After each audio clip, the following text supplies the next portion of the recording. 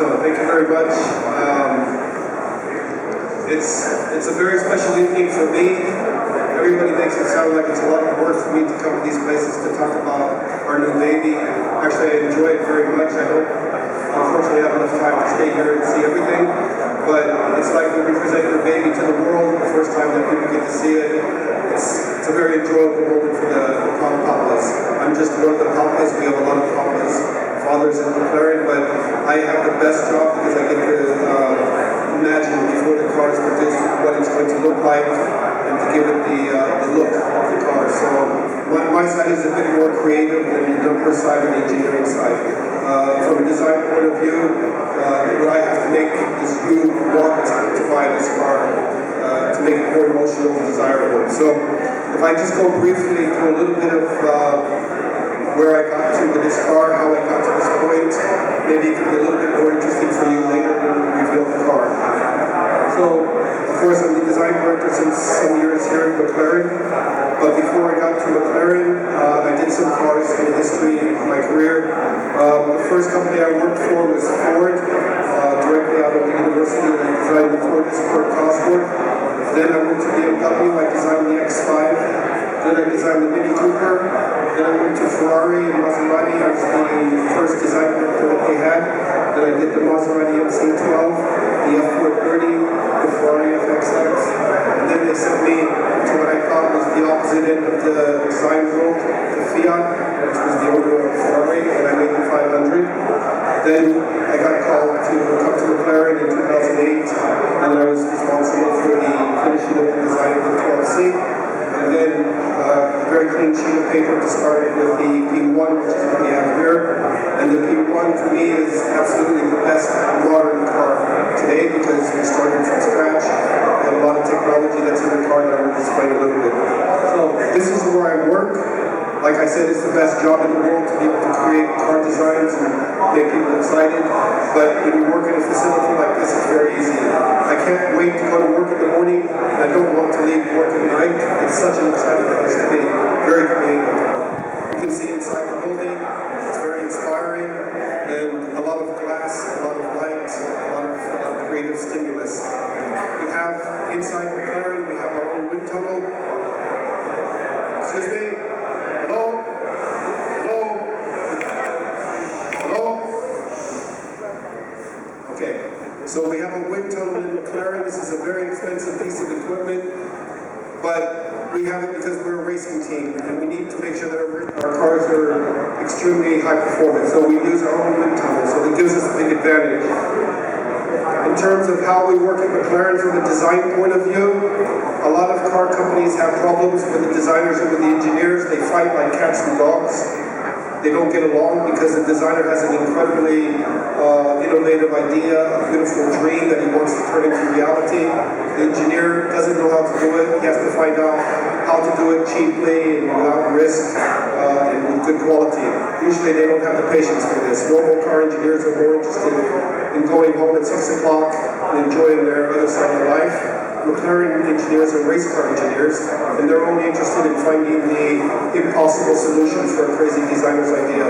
You put a crazy designer together with a crazy engineer, and P1 is what we get as a result. So we work very closely together with our racing engineers, and we make things reality.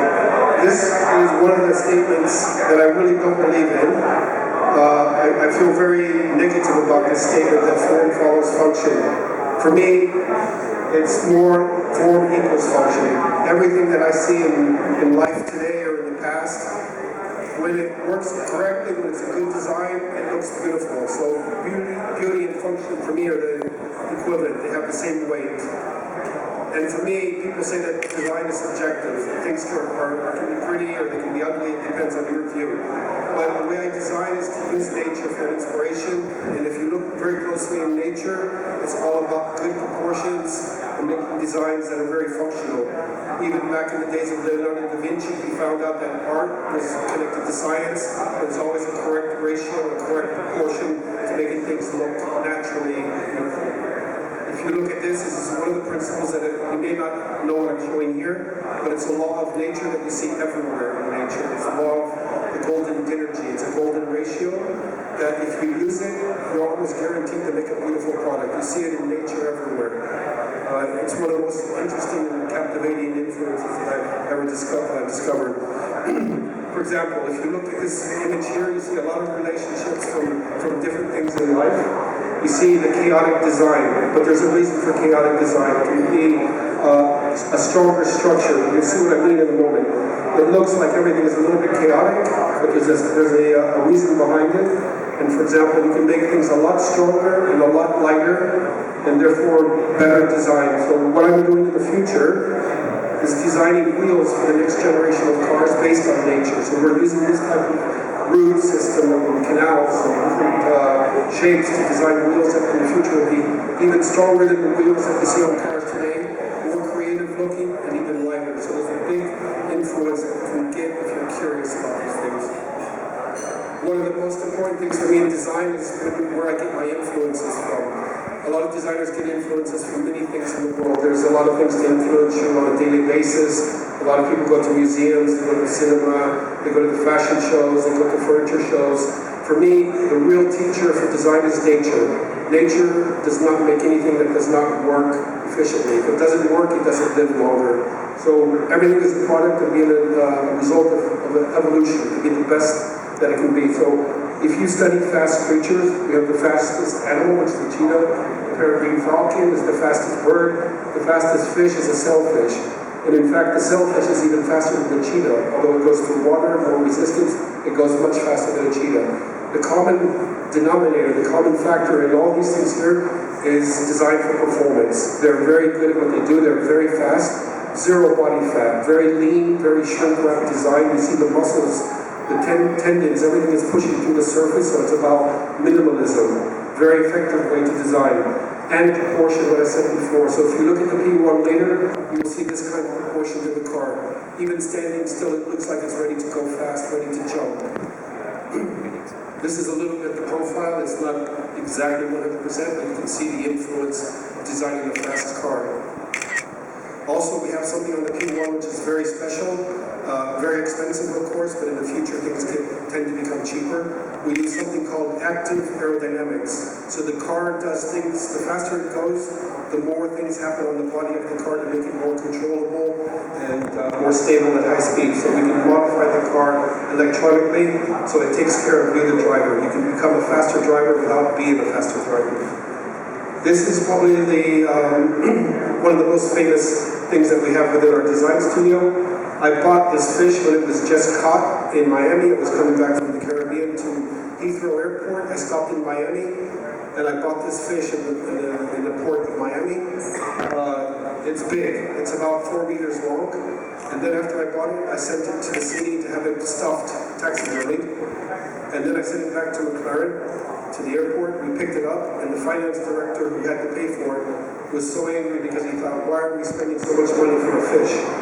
There's a lot of elements on this fish that I can explain to you later that are in the design of the P1. The fish is faster than a cheetah because at speed, the water doesn't even touch the cheetah. It makes little pockets of air around the skin of the fish, the scales of the fish, and then there's a suction force, and it pulls the fish forward. So this is what we use when the air goes inside the car. The scales of the fish are inside the scales, the ducting of where the engine air goes into the car. We accelerate the air. Same principles on the sailfish.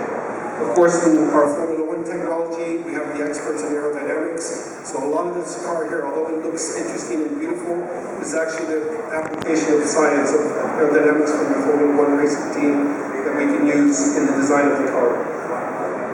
And not the last slide, but almost where are we going in the future? Nobody knows. I don't know. If we think 50 years ago, people were saying that today we would be in cars that are flying. It's not true. We still have petrol engines. We still use a lot of resources. Cars are not that economical. They're not safe. But in the future, I think we're going to have a much more exciting history and a much more exciting future than we've had in the last 50 years. I think propulsion, zero resources being used, natural resources being used, and a much more exciting design language for the future.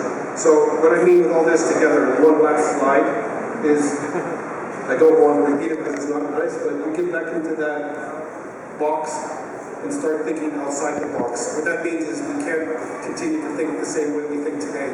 We have to find inspiration from good design influences like nature. We have to think of unconventional ways to design. The problem with logic, thinking logically, it only takes you from A to B. If you think outside the box, anything is possible. So that's the key one for you. Thank you.